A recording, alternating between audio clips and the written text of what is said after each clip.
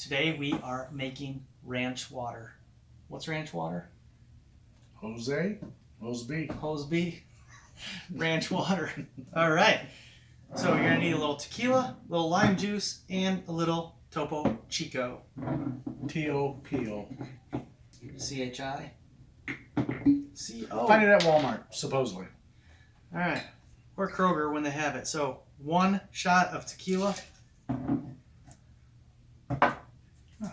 Huh. Pours better when it's open. Come on, Manuel.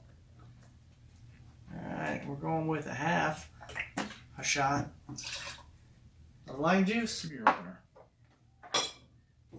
You can open that. Yeah. While I mix this. So we're going to mix this. Actually, it doesn't seem like that much. Well, we're going to make 2. This thing a piece of shit. What's yours? Top yours off. Let's go drink it first. Ooh, looks refreshing. I'm just going to swirl mine since you're mixing it up anyways. Come on, Manuel. All right. Top me off here. Josie and the Pussycats, come on. All right.